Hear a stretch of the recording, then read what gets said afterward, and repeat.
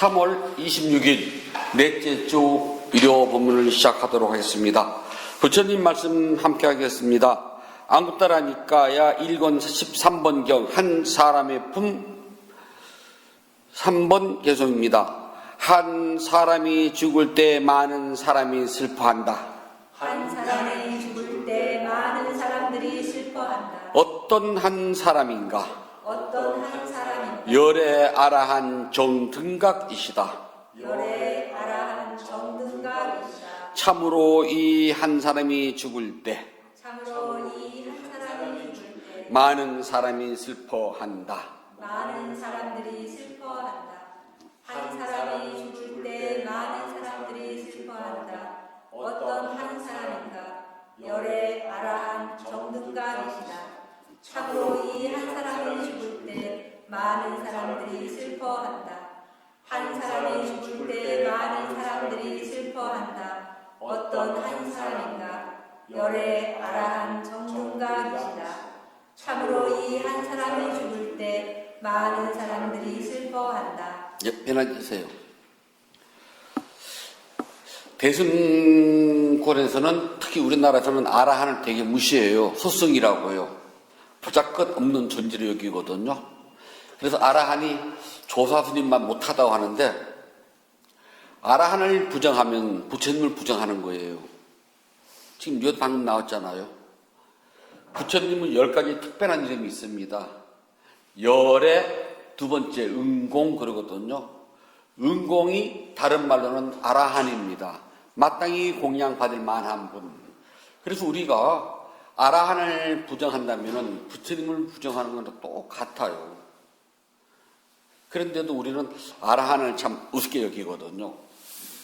그래서 부처님이 이 세상에 태어나시게 되면 많은 사람들이 기뻐한답니다. 아, 우리도 부처님께서 깨달은 법을 우리도 깨달을 수 있겠구나. 그러고요. 또 부처님 돌아가시면 더 이상 법받기를 굴려주실 분이 계시지 않는구나 하고서 슬퍼한답니다. 아기가 태어나서 자기가 태어난 날을 한 바퀴 돌아서 그날에 딱 되면 우리가 뭐라 하냐면은 그 첫 생일을 첫돌이라고 그래요. 첫돌은요, 그날이 처음으로 돌아왔다는 뜻이랍니다. 첫돌, 처음으로 돌아왔다. 그래서 첫돌이라고 그래요. 근데 두 번째부터는 우리가 두돌, 세돌 그러잖아요. 두 돌까지라도 세 돌까지는 이제 세 살 그러잖아요. 그래, 한 살이라고 그냥 첫돌 맞았어 그래요. 2살까지는 두돌박이야라고 합니다. 근데 3살부터는 잘 안 써요. 아무튼 첫돌은 태어나서 처음으로 자신이 태어난 그날로 다시 되돌아왔다 그래서 첫돌 그럽니다. 그래서 첫돌이 되면은 아기가 이제 걸음마를 벗어나서 떼똥떼똥이라도 자기가 걸어요. 그래서 드디어 사람 구실을 할 수 있다고 생각을 해요. 예전에는 유아 사망률이 높아가지고요. 보통 저도 출생신고가 1년 늦어요. 저희 때만 하더라도 6.25 전쟁이 끝난 뒷무렵이 돼가지고 모든 게 변변치 않아서 잘 죽었답니다. 그래서 첫돌이 지나야지만이 호적에다 신고를 했다네. 왜냐하면 그 전에는 해봤자 죽으면 일만 복잡이잖아요. 그래서 첫돌을 맞이하면 부모님들은 자신의 가정 형편이 허락하는 한 아이의 앞날을 축하하기 위해서 잔치를 열어요. 그걸 첫돌 잔치라고 한답니다. 그래서 첫돌 잔치는 다들 가서 아기를 위해서 덕담을 해주고 아기가 무병장수하기를 이야기해 준답니다. 그래서 첫돌은 청하면은 그냥 가서 먹어주고 축하해주면 돼요. 근데 어느 날부터 그게 변해가지고서 첫돌 그러면은 막 호텔 사고 있잖아요. 그리고 가면 빈손으로 갈 수 없어가지고 뭐 반지, 금반지다 하고 은반지는 안 해갔더라고요. 그래서 하는 사람도 부담이 가고 찾아가는 사람도 부담이 돼요. 안 그런가요? 그래서 첫돌잔치 하는 거 이렇게 옆에서 들어보면은 야, 없는 사람은 첫돌잔치 어떻게 하라는 거야? 그냥 소박하게 아이의 앞날을 축하해 주는 거거든요. 그 다음에 인연 있는 사람을 불러다가 이 아이가 이제 첫돌이 지났으니까 아마 이제 죽을 일도 없고 그러니까 와서 축하해달라고 인생의 선배로서 이 아이가 앞으로 잘 살아갈 수 있도록 덧담주세요 하는 뜻으로 자취를 여는 거거든요. 근데 요즘은 참 보여주기식 같아요. 그래서 이제 부모는 아이를 위해서 첫돌상을 차립니다. 그래서 그 위에 상에다가 이런저런 물건들을 차려놓고 아기가 그걸 잡으라고 그래요. 그걸 보고 첫돌잡이라고 그래요. 돌잡이. 그래서 돌잡이에 뭐를 잡냐에 따라서 그 아이의 앞날을 예측해 본답니다. 근데 사실 있잖아요. 그 상에다 차려놓는 거는 이 아이가 좋아서가 아니라 부모인 내가 이 아이에게 이렇게 살아가기를 원한다고 하는 것이 들어가 있어요. 예전에는 오래 살기를 바라니까 실, 그 다음에 지금 아이가 벼슬을 하기를 바랬거든요. 그래서 뭐 붓, 뭐 등등을 갖춰 놨어요. 지금은 축구 선수를 잘하면 돈을 엄청 많이 벌잖아요. 그래서 축구공. 야구를 잘해서 미국 어떤 데 가야 되면 돈 엄청 벌잖아요. 그래서 야구공. 또 스케이트를 잘 타면 또 돈 엄청 벌잖아요. 그래서 스케이트. 아기가 원하는 것이 아니라 부모가 내 아이가 이렇게 살아가기를 부모의 뜻에 따라 채워놔요. 그럼 그 아기는 이게 뭘 의미할지 몰라요. 그냥 아기의 마음에 드는 걸 잡아요. 갓난아기 첫돌아이가 눈에 봤을 때 지 마음에는 이게 마음에 드는 걸 딱 잡았답니다. 그럼 아이는 그 물건의 가치를 알았느냐? 몰라요. 그냥 잡을 뿐이라 합니다. 자기 마음 가는 대로 잡았어요. 이렇게 돌잡이가 했을 때 그 아이의 미래가 결정되느냐? 그렇지가 않다는 겁니다. 기도나 수행을 한다고 했어요. 모두가 그 가치를 아는 게 아니에요. 마치 첫돌 맞이한 아기가 물건을 잡을 때 그 가치를 알고 잡는 게 아니랍니다. 지금은 돌잡이의 상을 올려놓는다면 뭘 올려놔야 될까요? 정해진 부모는 없어요. 부모인 내가 원하는 것. 그래서 요즘은 돈도 올려놔요. 근데 아기는 말이에요. 하여튼 자기가 그 아이의 수준에 따라서 잡뿐이지 가치는 모른답니다. 마찬가지로 우리가요. 기도를 하고 수행을 한다고 해서 그 가치를 알고 하느냐?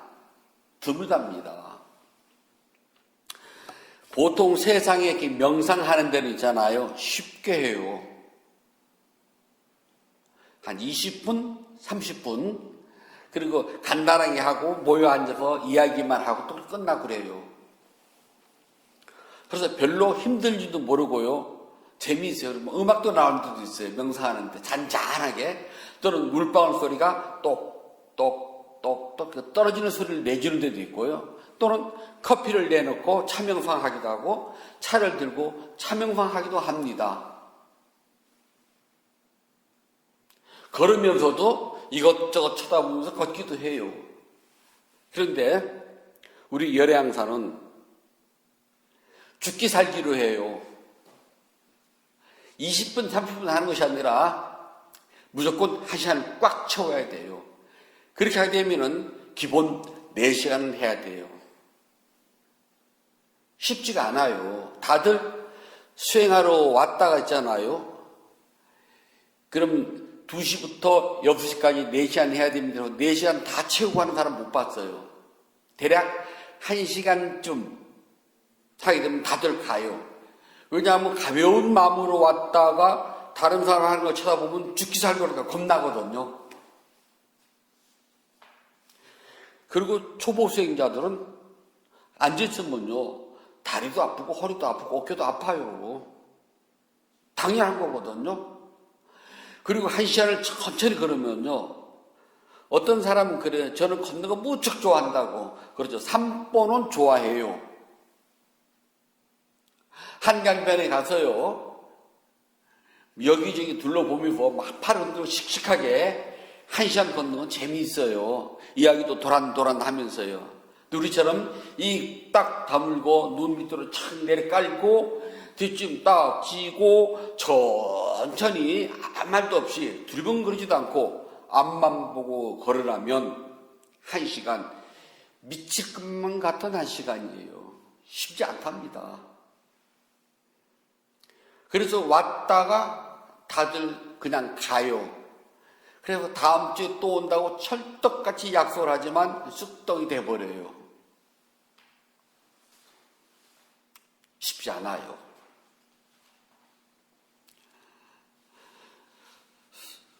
우리는 욕심에 따라서 물건을 훔쳐지는 경우가 많답니다. 물건의 가치를 알기보다는 일단 내 욕심에 따라서 물건을 훔쳐줘요. 그리고 욕심에 따라 움켜진 물건 때문에 두고두고 후회를 하고 괴로움을 겪기도 한답니다. 지난 시간에 우리는 잘못된 계약서다 도장을 찍는 바람에 태어나가지고 괴로움이 멈추지 않고 끊임없이 받는다고 그랬답니다. 태어나는 순간 우리는 잘못된 계약서다 도장을 찍어요. 그리고 그 찍어놓은 계약서 도장에 따라서 내가 불리한 조항들을 있잖아요. 우리는 계속 재촉을 받으면서 지켜야 돼요. 정말 나한테 합리적인 것이 하나도 없는 불리한 계약 이행 조약에다가 나는 도장을 찍었어요. 그래서 이행 계약서에다 도장을 찍었기 때문에 나는 끊임없이 재촉을 받으면서 계약 그 조항들을 지금 착실히 지켜가고 있답니다. 세부사항을 잘 모르고 잘못 찍은 불리한 계약서 덕택이에요. 나는 태어났답니다. 태어나면은 계약서 조항에 따라 가지고 늙음, 병듦, 죽음이 찾아오게 돼요. 이걸 피할 방법은 없어요. 아무도 못 피한답니다. 정말 불리한 계약 조항이에요. 이거는 숨어도 용케 찾아오고요. 도망을 가도 바로 뒤쫓아서 잡습니다. 이놈하고 싸워서 이기려고 싸움을 걸어도요, 나는 판판히 지고 만답니다. 사채업자보다 더 질겨요. 물속으로 도망가도 찾아오고 허공으로 도망가도 찾아옵니다.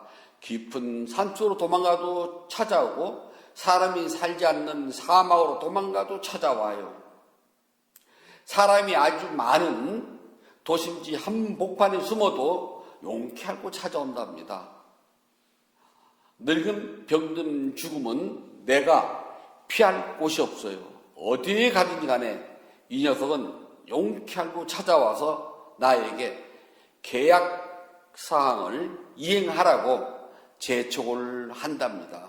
나는 그래서 계약서에 따라서 계속 이행을 하고 있어야 돼요. 늙음, 우리가 자라라고 그런답니다. 생명 가진 모든 존재들은 이 늙음이라고 하는 것을 피할 수가 없어요. 아무리 젊어서 젊음을 찬탄하고 청춘을 찬양한다고 해도 있잖아요. 조금만 눈 들리면 늙음이 보인답니다. 내 주위에 보이는 건 늙음밖에 없어요. 나는 천년 만년 안 늙을 것 같죠? 내 눈을 조금만 돌리면 내 눈에 보이는 건 전부가 다 늙은이들이에요. 즉 나도 그와 같이 늙어간답니다.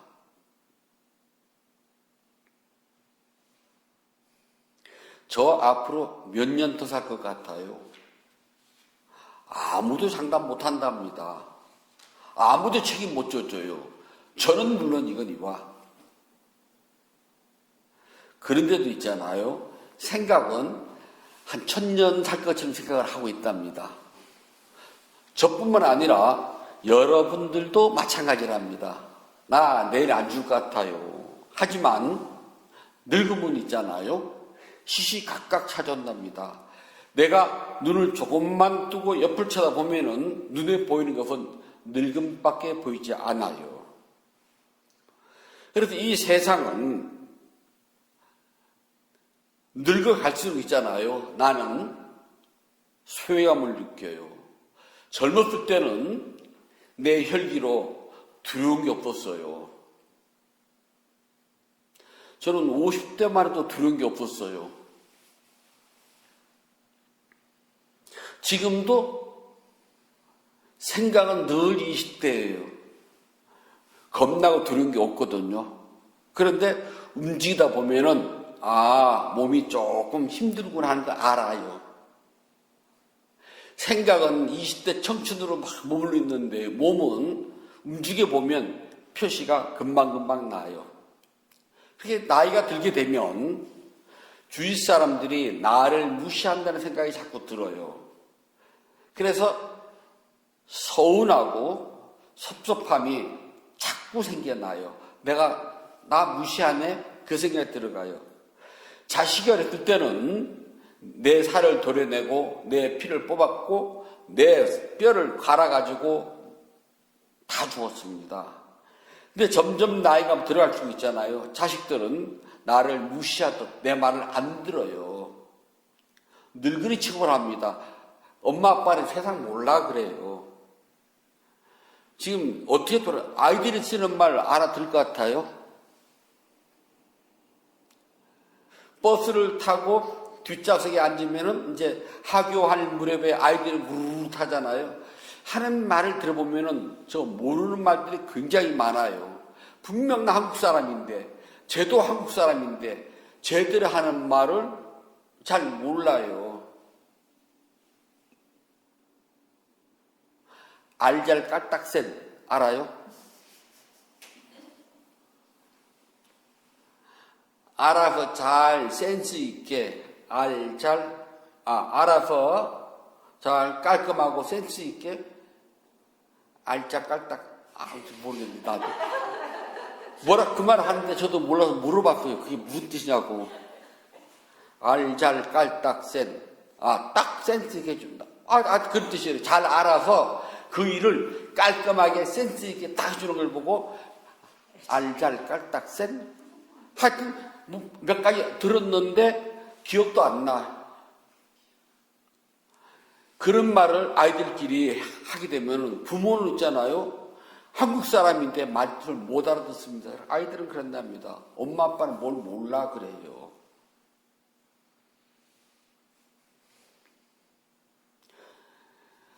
네가 그 말을 쓸 수 있도록 부모인 나는 내 살을 도려내주고 피를 뽑아주고 내 뼈를 갈아줬는데 아이들은 그 생각하지 않아요. 지 혼자 잘 큰 줄 알거든요. 더 안 달랬으면 좋으련만 아직도 달라고 그래요. 반대로 있잖아요. 내가 너 그만큼 키워줬어. 이제 성인이야. 지금서부터 내가 나의 집에 있으려면, 우리 집이 아닙니다. 이제 나의 집. 너네 집 아니야. 나의 집에 있으려면은 최소한 월세는 내야 되지 않겠니? 그리고 밥을 먹으면 식대도 내야 되겠지? 세탁도 하잖아요. 그러면 요즘 밑에 보면은 자기가 직접 가서 동전 그런 세탁소 있잖아요. 그 값까지 쳐가지고 다 받아봐요. 아이들이 그 돈 내려고 할까요? 부모 자식 간에 왜 이렇게 빡빡하냐 그럴 거예요. 그럼 네가 나서 한번 방언으로 살아보렴 하면은요, 안 하려고 그러거든. 오히려 뻔뻔스럽게 더 달라 그래요. 더 나가면은요, 이제 엄마 아빠 나이 들고 힘도 없으니까 늙어서 줄 거 지금 이 집 나한테 주면 안 돼? 라고 할 수도 있어요. 이제 그거 좀 끝나는 거예요. 자식들은 있잖아요. 우리 모두가 다 그렇게 생각을 해요. 어느 날 나 혼자서 다 사람 줄 알아요. 그래서 점차 커질수록 자신만의 성을 쌓아요. 그리고 그 성에 부모님이 들어오는 걸 되게 싫어한답니다. 어렸을 때는 아이들 방에 부모가 마음대로 드나들었는데 이제 커서 나이가 되면은 그냥 들어가면 뭐라고 그래요? 놓고다는 그냥 들어왔냐고. 이 녀석들이 내 집에 살면서 오히려 유세를 떨어요. 아니 집 주인인 내가 너는 지금 방세도 안 내고 무전취식을 하고 사는 주제에 내가 내 집에 내 집이잖아요. 우리 집은 이 집을 만들 때 얘네들 아이들도 돈을 일정 지분을 내야지만 우리거든요. 근데 얘네들 지분이 없잖아요. 엄밀히 말합시다. 지분이 없는데 어떻게 왜 우리가 들어가요? 저거 되게 불마땅하거든요. 그랬더니 스님이 자식을 안 낳아서 모른다고. 그 말은 제가 할 말이 없어요. 하지만 전 객관적으로 그렇게 본답니다. 어떻게 우리야? 그냥 나의 집, 엄마 아빠가 그렇잖아요. 이건 나의 집. 네가 이 집을 살 때, 이 집에 들어올 때 네가 일정 집을 보탰으면 맞아요. 우리 집. 안 보탰잖아요. 뻔뻔스럽게 들어왔으면 그냥 살고 있잖아요. 월세도 안 내고 식대도 안 내고 제세 공과금도 안 내잖아요. 그리고 전기세만 빵빵 쓰잖아요. 일본은요, 예를 들어서 뭐 커피숍, 식당 그런 데 가서 이제 전기 코드가 있다고 전기를 꽂아서 핸드폰 충전하잖아요. 우리나라에서는 그 뭐라고 안 하죠. 일본은 그 도둑질입니다. 커피숍에 들어와서 커피만 몰고 했지 전기 쓰고 앉잖아요. 그걸 쓰려면 전기값을 내야 되거든요. 반드시 주인의 허락을 받아서 써야 됩니다. 일본은요. 그거 깔끔하고 좀 마음에 들어요. 너무 삭막한 것 같지만 그 회사에서도 있잖아요. 핸드폰 회사의 전기를 가지고 회사 업무가 아니라 내 개인용 핸드폰을 충전시키면은요 회사의 자본을 내가 가져가게 된답니다. 근데 우리는요, 지가 집 살 때 돈 한 푼 안 보태고 와서 우리 집 하면서 마음대로 막 세탁기 돌리죠. 이게 전기 충전 별거 다 하잖아요. 더 뻔뻔스러우면 핸드폰 요금도 좀 내달라고 수 있어요. 내가 썼냐고, 지가 썼지. 우리는 그것을 보고 있잖아요. 늙음에서 오는 허무함과 배신감, 섭섭함이라고. 어떤 때는 그게 섭섭해요. 엄마가 네 방 들어가는데, 아빠가 너희 방 들어가는데 왜 노크를 해야 돼? 그리고 네 허락을 얻어야 돼? 가끔은 안 섭섭해요?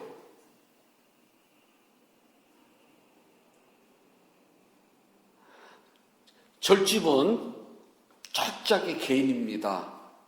그게 저희가 어렸을 때도요, 어른 스님들이 저희 방 함부로 문을 안 열었어요. 꼭 하고 이게 인기척을 내고요. 이냐? 하면은 저희가 알아서 문을 열어야 돼요. 그냥 벌컥, 아침에 일어나야 될 시간에 안 일어나잖아요. 어렸을 때 3시 정말 죽음이거든요. 근데 사실은 한 30분 전에 일어나야 돼요. 그런데 때르릉 하게 되면 탁 누르고 바로 누르고 5분만, 딱 5분만이 2시 반에 맞춰놓고요. 딱 5분만 하면 35분이면 안 늦는데요. 그게 3시가 딱 돼요. 또는 3시가 조금 넘을 수도 있어요. 그러면은 문이 탁 열리면서 있잖아요. 물이 세숫대야로 하나. 예전에는 이제 절집에 박을 씌워서 바가지 이따만한 거, 그 바가지에 물을 하나 떠서 방에다 쫙 뿌려요. 놀래서 일어나가지고 입을 다 젖어요. 그 말 때까지는 맨바닥에서 그건 상관치 않아요. 그건 네 잘못이지. 내가 그걸 왜 말려주니거든요. 저는 진짜 안 잊어버려. 그 겨울에 그거 해놓으면은요, 이불도 없이 살아야 되잖아요. 그리고 그 소매 먹으면 잘 마르지도 않고 또 요즘이야 그렇지만 예전에 저희가 쓴 이물은 막 불러다 보면 솜이 다 뭉쳐있거든요. 그게 물 먹으면 진짜 못할 놈씩 냄새는 퀴퀴퀴 나고요. 그거 외에는 진짜 문 함부로 안 열거든요. 그래서 저희는 그래요. 왜 남남이니까. 하지만 부모 자식은 안 그렇잖아요.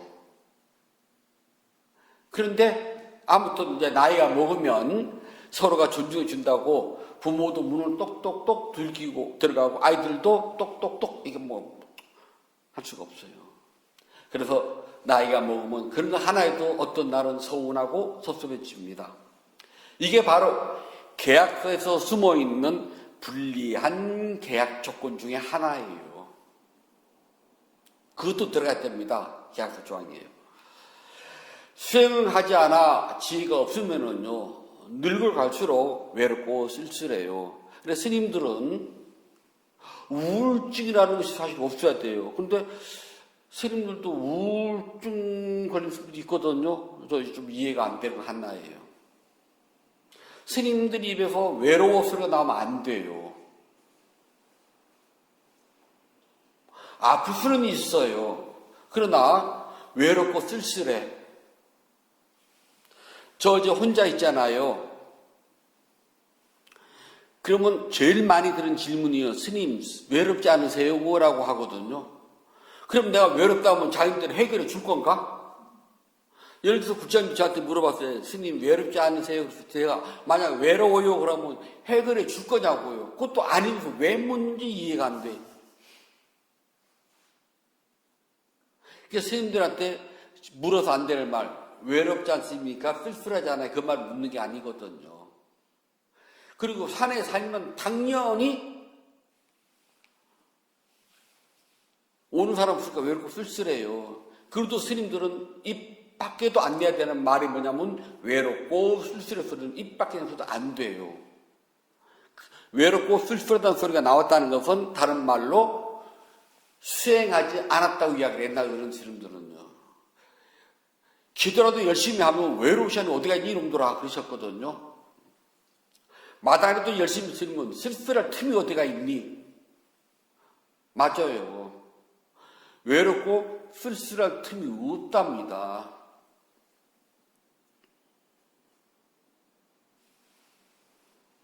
저는 여기서도 있잖아요. 계속 돌아다니면서 뭐가 없나 봐요. 그래서 또닥또닥 해놔요. 오늘 아침에도 보니까 세제를 더 채워놔야 되겠구나. 세제도 채워놓고 세탁기에 보니까 섬유 유연제가 폈구나. 채워놓고 세제는 조금 더 있어도 되겠구나. 그러면 그냥 냅두고 한번 돌아봐요. 그것만 해도 쓸쓸할 시간이 없답니다. 세상 사람들이 쓸쓸하고 외롭다는 거는요, 가만히 앉아서 누워서 망상 피우고 있기 때문에 외롭고 쓸쓸하다는 겁니다. 즉 지혜롭지 못하다는 소리예요. 평생 잘 먹고 잘 놀고 잘 살았다 하더라도요, 나이가 들어서 늙음이 찾아오게 되면은 모두가 부질없는 옛날 이야기랍니다. 옛날이에요. 아무 소용이 없답니다. 옛날에 잘 놀아보니 옛날에 집에 금송아지 없는 집 어디가 있었대요?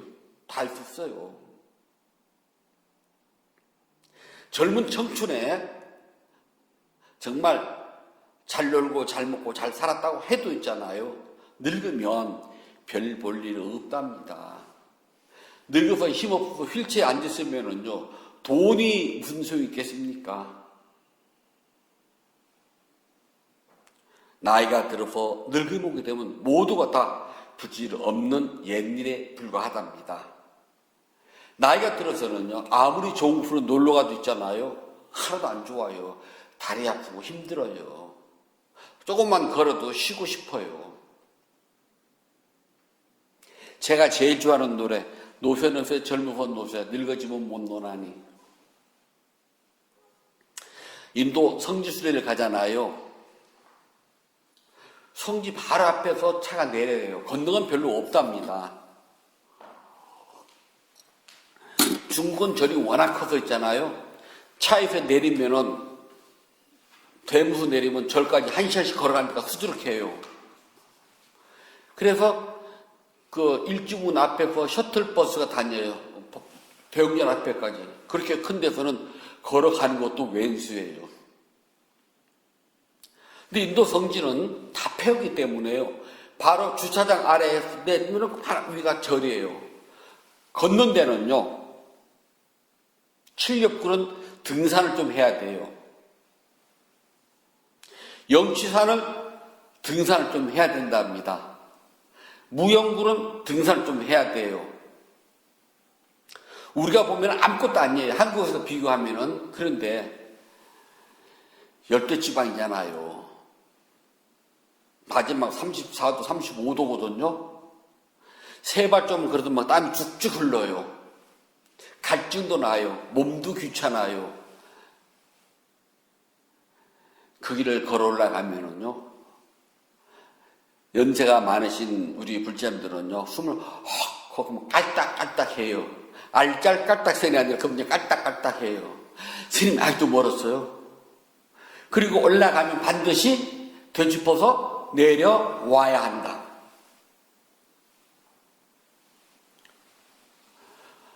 새벽 4시에 버스를 타고 밤 10시까지 또는 2시까지 버스를 종일 탑니다.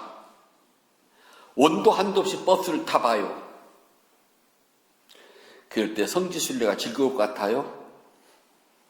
고달프고 힘들답니다. 좋은 것도 눈에 안 들어와요. 아무리 좋은 음식을 차려내도 그것이 맛이 있을 것 같아요? 맛이 없어요.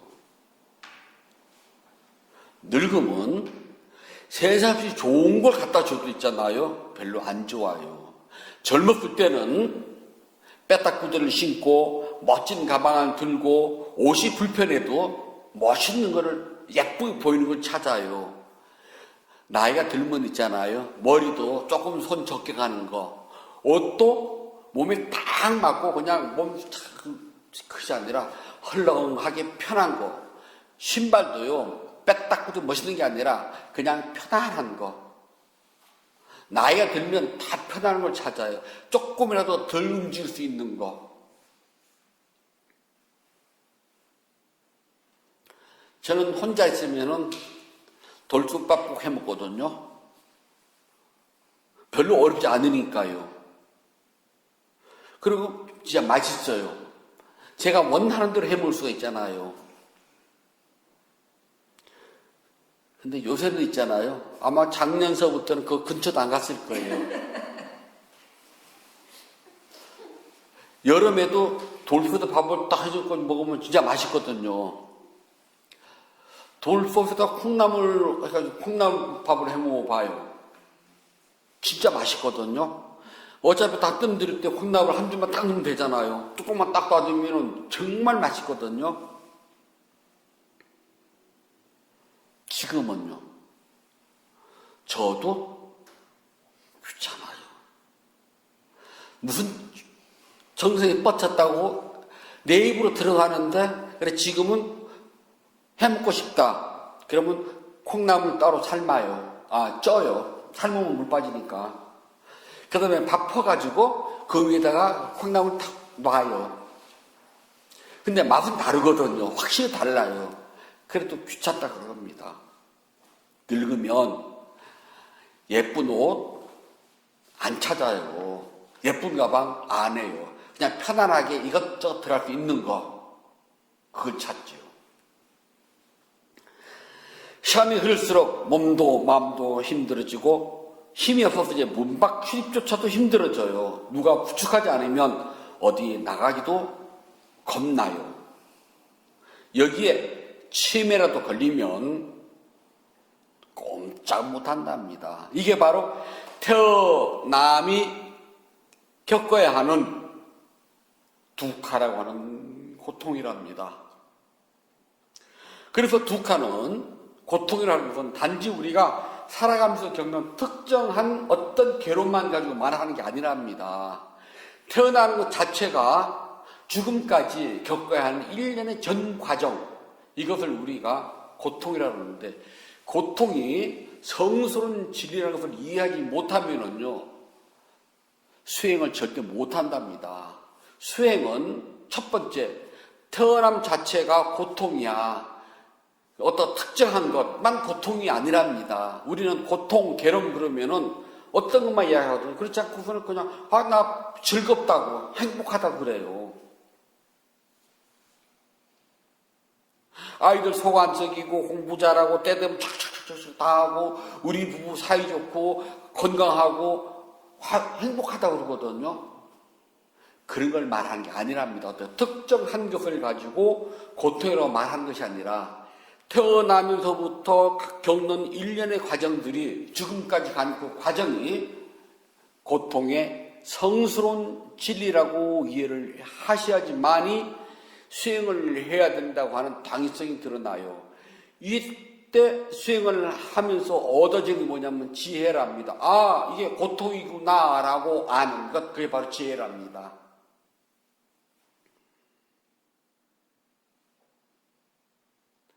삶이 결코 행복하지 않답니다. 우리가 살아가면서 겪는 모든 행복은 조건 지어진 행복이요. 무엇 때문에? 라고 하는 것이 반드시 생깁니다. 그것 때문에 행복해요. 그리고 그건 곧바로 사라져요. 아이를 낳게 되면은 어머니는요, 아이가 걸음마만 하면 살 것 같다 그러네요. 끝났나요? 아니요. 유치원만 들어가면 자유만 생각했죠? 아니요. 끝없는 괴로움이 남아있답니다. 그래서 우리는 태어나는 순간서부터 죽을 때까지 끊임없이 몸과 마음은 늙어가요.